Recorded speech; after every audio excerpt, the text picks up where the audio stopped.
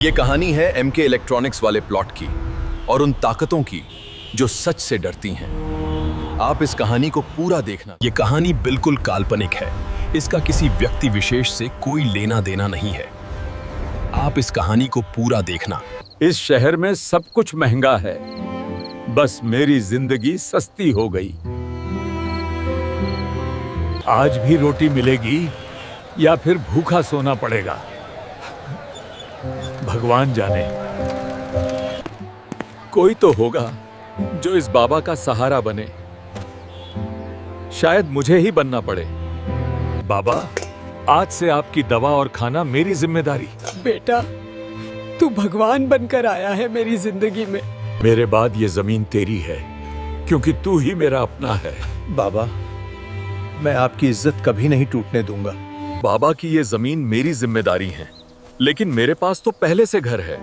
शायद इसे बेचकर कुछ अच्छा किया जा सकता है। दिनेश, इस प्लॉट को बेचने की सोच रहा हूँ, कोई सही आदमी बता दे। तू चिंता मत कर, मैं तुझे एक भरोसेमंद आदमी से मिलवाता हूँ। महेंद्र जी, यही है वो प्लॉट वाला लड़का। अगर कागज सही हैं, तो मैं सौदा करने को तैयार हूँ। मुझे सही और साफ सौदा चाहिए।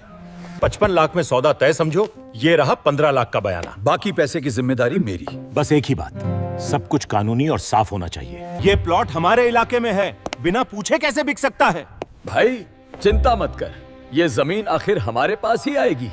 महेंद्र जी, वो प्लॉट हमें दे दो। माफ करना नेताजी, सौदा हो चुका है। सोच लो, बहुत कुछ दांव पर लग सकता है। तू बहुत बड़ा बनने लगा है, प्लॉट छोड़ दे। सर, मैंने कोई गुनाह नहीं किया। गुनाह हम बना देंगे और इसे सिर्फ कोशिश भी की। तुझे पता है मैं कौन हूँ? ये जमीन छोड़ दे, वरना जिंदगी छोड़नी पड़ेगी। महेंद्र, ये सौदा तू भूल जा। ये जमीन अब हमारी है। मैं सिर्फ दुकान चलाना चाहता था, ये मुसीबत क्यों आ गई? बाबा की दी हुई जमीन, क्या मैं इसे बचा पाऊंगा? ये नेता मुझे छोड़ेंगे नहीं। इस शहर में कानून नहीं, हमारा नाम चलता है। इसीलिए तो मैंने पार्टी बदली थी। देखा मेरे पापा की कितनी चलती है। पुलिस वाले तो हमारे हुक्म से ही चलते हैं। संदीप जी, मुझे आपसे तुरंत मिलना है। दुकान पे आ जाइए, बहुत बड़ा धोखा हुआ है। उन्होंने हमें तोड़ दिया। मैंने इस नेता की बहुत मदद की थी, लेकिन पुलिस और माफिया ने मिलकर मेरी जमीन छीन ली। इस नेता का काम ही ऐसा है, तभी इसने पार्टी बदलकर विधायक के बेटे को भी साथ जोड़ लिया। अब ये सच्चाई पूरे शहर को पता चलेगी। देखिए कैसे जमीन माफिया और पुलिस मिलकर लोगों को लूट रहे हैं। पंजी, इस पत्रकार ने हद पार कर दी है। इसका कुछ करना ही पड़ेगा। इस संदीप को ऐसा सबक मिलेगा कि आगे से कोई और सच नहीं बोल पाएगा। पंजी सरपंच, कल ही उस पत्रकार का इंतजाम कर दो। विधायक साहिब से मैं खुद बात कर लूंगा। पंजी के लोग मुझे ढूंढ रहे हैं। मुझे जग्गू, नेताजी इस बारे में से बात करनी होगी। टेंशन मत तो, तुम कुछ दिन शहर से बाहर चले जाओ, सब शांत हो जाएगा। मैं पंजी से बात कर लूंगा। संदीप अभी मेरे दफ्तर से निकला है, वो अपने साथी को छोड़ने जा रहा है। वहीं पकड़ लो उसको। अब सच बोल कर दिखा।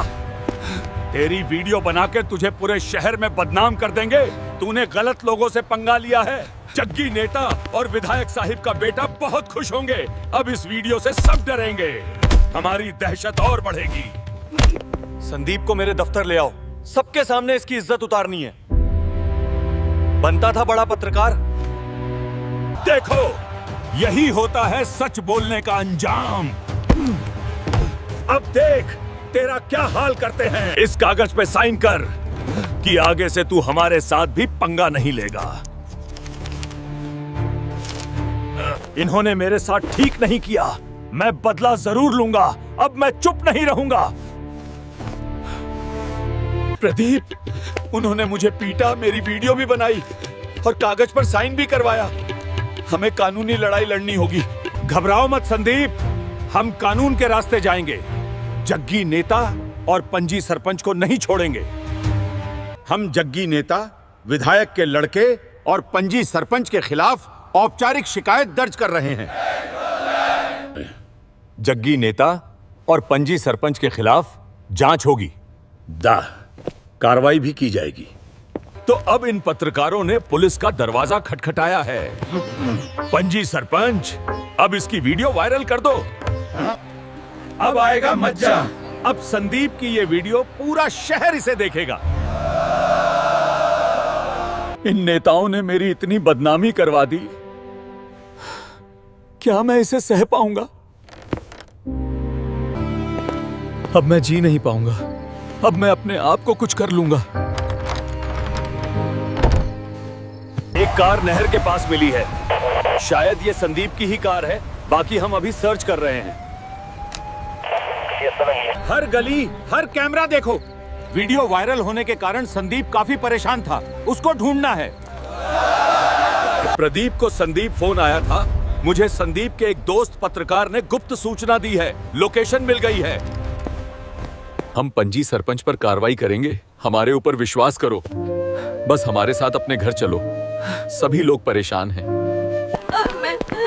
अब मैं ठीक हूँ।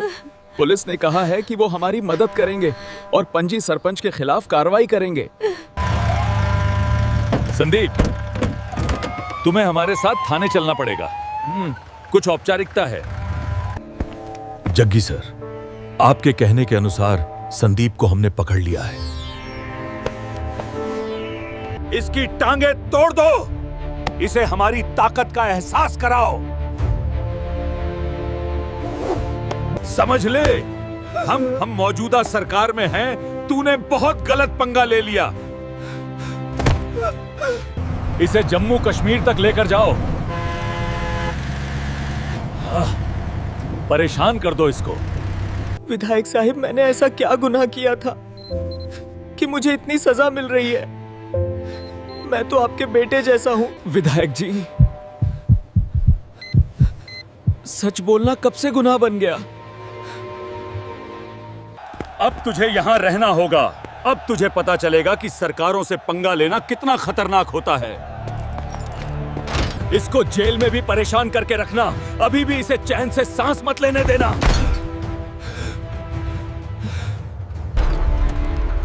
इन लोगों ने मेरे और मेरे परिवार के साथ अच्छा नहीं किया। मैं अब अपनी ताकत और ज्यादा बढ़ाऊंगा। अब आप ही बताइए, जब सत्ता ही जुर्म बन जाए तो इंसाफ कहां जाएगा? इस वीडियो को शेयर जरूर करें।